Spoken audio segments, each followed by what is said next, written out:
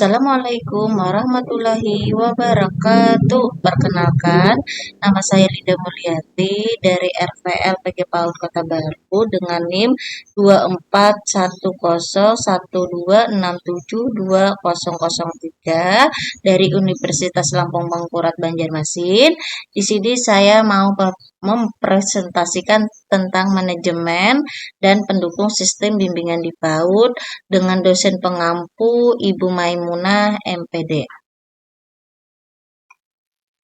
Sistem bimbingan di PAUD adalah upaya struktur untuk mendukung perkembangan fisik, sosial, emosional, dan kognitif anak dan bertujuan untuk membantu anak tumbuh optimal, mengatasi dan membangun dasar yang kuat untuk pendidikan selanjutnya. Manajemen di sini merujuk pada perencanaan, perorganisasian, pelaksanaan, dan pengawasan layanan bimbingan konseling BK di lembaga PAUD.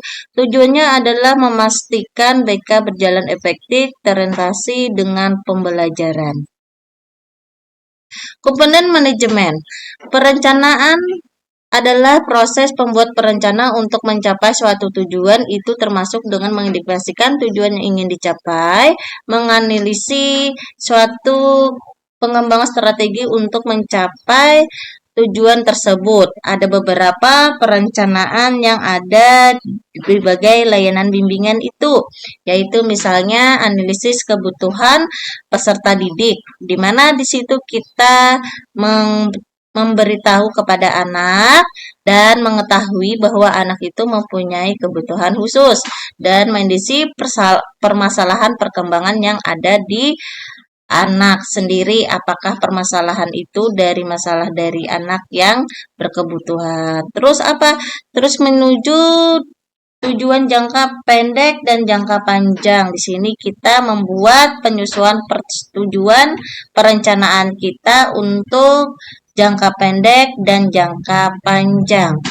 Terus ada perorganisasian. Perorganisasian dapat diartikan sebagai kelompok orang yang bekerja sama untuk mencapai tujuan tertentu. Dalam kajian manajemen, perorganisasian mencakup perencanaan dan pembagian tugas yang efisien, serta membutuhkan hubungan yang telah jelas antara individu dalam rangka pencapaian tujuan organisasi. Perorganisasian meliputi misalnya di sini pembagian tugas antara guru, bekerja sama membentuk hubungan individu rangka untuk mencapai suatu manajemen yang akurat dengan konselor.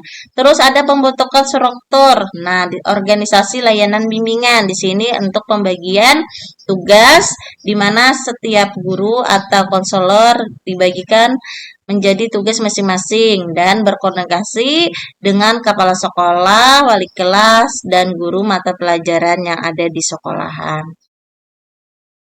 Pelaksanaan berasal dari kata laksana yang artinya menjalankan atau melaksanakan suatu kegiatan. Pelaksanaan ini adalah suatu tindakan atau pelaksanaan dari sebuah rencana yang sudah disusun secara matang, terperinci. Implementasi biasanya dilakukan setelah perencanaan sudah dianggap siap. Secara sederhana, pelaksanaan bisa diartikan penerapan, yaitu layanan dasar, misalnya layanan yang akan dilaksanakan suatu kegiatan, misalnya menggunakan layanan yang terperinci, yang akurat. Terus bimbingan klasik, bimbingan itu dijadikan sebagai petunjang kita sebagai pelatihan, perlunya pelatih sebagai guru untuk menangani anak-anak yang berkebutuhan khusus. Orientasi juga termasuk. Terus ada evaluasi. Evaluasi adalah cara sistematis untuk belajar dari pengalaman-pengalaman yang dimiliki, meningkatkan perencanaan dengan melakukan seleksi cermat terhadap alternatif yang akan diambil. Unsur-unsur pendukung sistem bimbingan, yaitu unsur pembikin dukungan adalah merupakan unsur vital yang konselornya guru ABK merencanakan perencanaan apa yang akan dilaksanakan dalam pengembangan atau penanganan anak yang ABK. Terus ada lagi kepala sekolah yang memberikan kebijakan, dukungan, serta tempat administrasi yang akan dilakukan dalam kegiatan bimbingan tersebut. Terus, wali kelas adalah sebagai guru yang memantau perkembangan anak untuk mengetahui deteksi tentang perkembangan suatu anak ABK.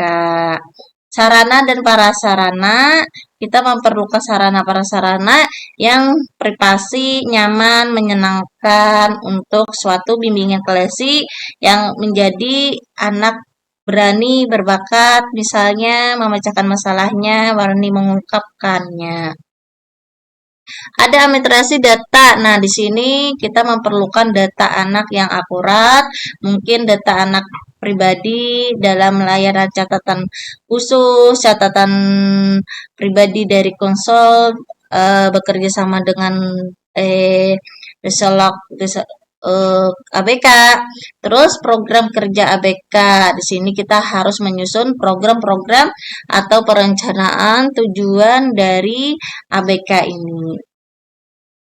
Terima kasih. Itulah presentasi dari saya tentang manajemen pendukung sistem yang ada di PAUD. Sekarang saya akhiri. Assalamualaikum warahmatullahi wabarakatuh.